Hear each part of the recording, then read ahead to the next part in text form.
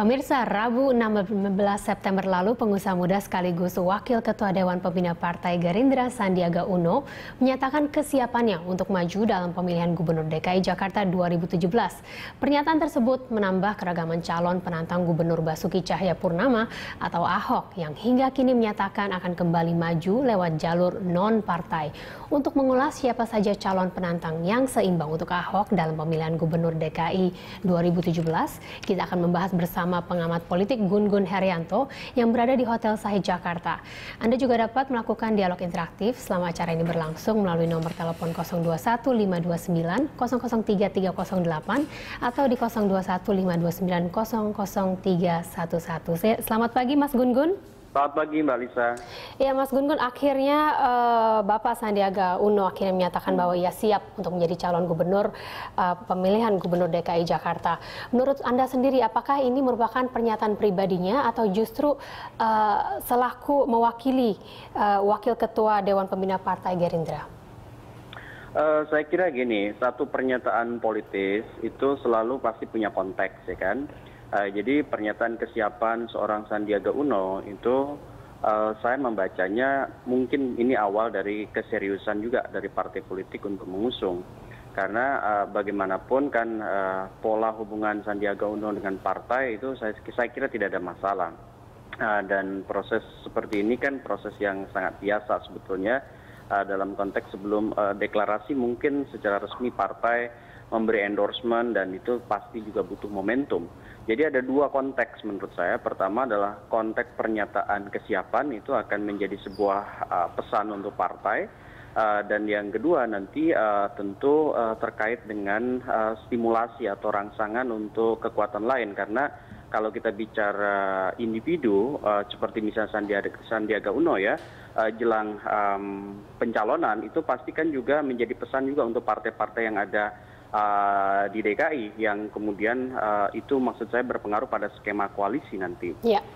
Dan ini pesan politik yang bisa ditangkap baik oleh Gerindra di internal maupun untuk eksternal tentu pola hubungan dengan partai-partai lain. Ya. Baik. Dari opini Mas Gun-Gun sendiri, seberapa jauh sosok Sandiaga Uno yang cukup populer ini akan mengancam popularitas Ahok nantinya sebagai calon gubernur DKI tahun 2017 nanti, mengingat Ahok masih akan melewati jalur independen, sedangkan untuk Sandiaga Uno akan didukung oleh Partai Gerindra. Jadi kalau saya melihat memang ada tiga persiapan ya yang harus dilakukan oleh seorang Sandiaga Uno. Pertama itu memastikan bahwa dia mengantongi dukungan resmi dari partai. Dan ini masih butuh semacam kepastian bahwa Sandiaga Uno didukung oleh partai politik yang bersangkutan. Kemudian yang kedua itu harus ada kemampuan juga untuk melakukan jejaring di basis akar rumput.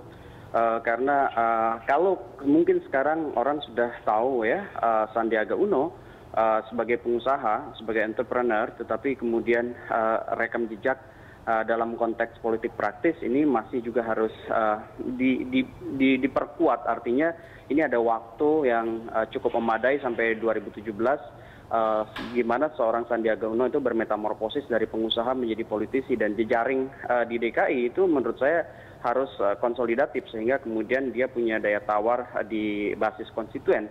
Nah, kemudian yang ketiga tentu adalah jejaring formal dengan kekuatan partai politik lain ya, karena bagaimanapun saya pikir koalisi akan dibangun oleh Gerindra kalaupun tetap memajukan Sandiaga Uno. Nah, kalau bicara kans, memang untuk modal dasar politik, saya berpikir bahwa Sandiaga Uno memang akan start mungkin jauh lebih mudah dibanding Pak Ahok ya. Karena Pak Ahok kan kalau dari independen dia harus berjibaku terlebih dahulu dengan syarat administratif seperti KTP, dukungan dari warga, dan itu juga tidak mudah saya pikir, butuh semacam kerja keras ya.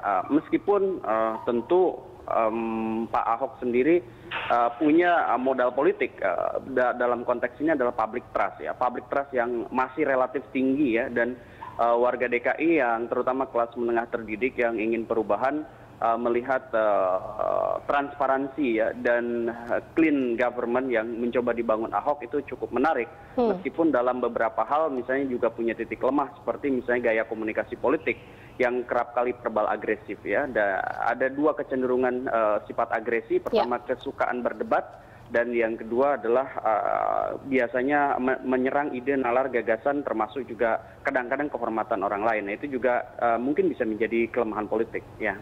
Ya, Mas Gun-Gun, tapi meskipun Anda tadi telah mengatakan bahwa Ahok memiliki banyak pendukung, tapi di sisi lain Ahok pun memiliki banyak sekali oposisi ya, begitu. Menurut Anda sendiri, apalagi saat ini Ahok banyak sekali pernyataan-pernyataan yang kontroversial seperti usulan pembubaran IPDN dan juga larangan penjualan hewan kurban di trotoar. Apakah ini adalah momen yang tepat bagi lawan-lawan politik yang untuk mengusung calon gubernur 2017?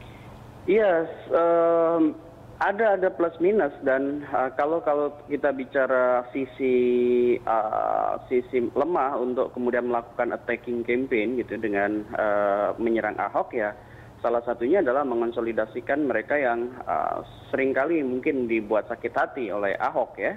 Nah, tetapi saya melihat sih sebenarnya sumber daya politik Ahok dalam konteks public trust di DKI terutama di masyarakat menengah terdidik dan mungkin juga orang-orang yang menginginkan adanya satu proses perubahan jauh lebih cepat ya ada di Ahok, tetapi kemudian juga bukan berarti Ahok tidak punya banyak kelemahan ya.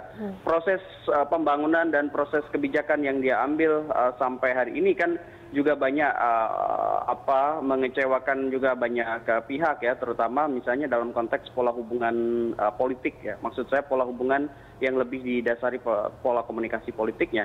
Nah, figur-figur seperti Sandiaga Uno ataupun figur lain yang akan maju, misalnya siapapun dia, minimum pertama harus punya prasyarat minimum elektoral ya, dalam konteks pertarungan elektoral, seperti tingkat keterpilihan, kemudian tingkat penerimaan, tingkat popularitas dan tingkat kesukaan atau likabilitas. Jadi 4 modal itu harus kemudian dikantongi oleh kandidat ini, dan yang paling modal dasar yang juga harus ada di kandidat lawan Ahok adalah dia yang punya track record bersih gitu ya.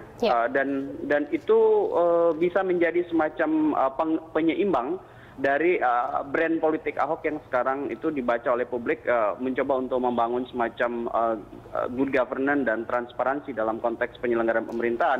Selain itu figur-figur muda itu juga menurut saya akan menjadi posisi yang menarik dalam konteks head to head dengan Pak Ahok.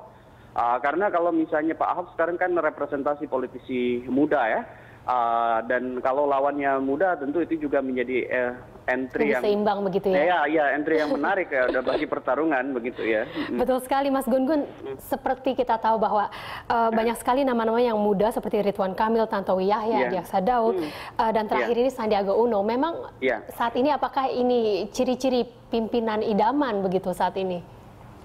Kalau saya melihat sih ini ada satu pergerakan memang yang cukup positif, di mana posisi politisi muda yang sebelumnya selalu di wilayah periferal gitu ya, karena ada politik patron claim dan posisi politik yang sangat menjunjung tinggi senioritas itu kan membuat stagnannya proses regenerasi kepemimpinan termasuk di daerah-daerah. Tetapi pasca reformasi ke sini, terutama saya melihat sejak pemilu 2009 ya, 2009-2014 itu ada pergeseran mindset ya, di partai politik sendiri bahwa ternyata sekarang posisi para politisi muda yang punya track record bersih, kemudian juga punya pengalaman, dan yang paling jelas adalah knowledge ya, knowledge dalam konteks politik.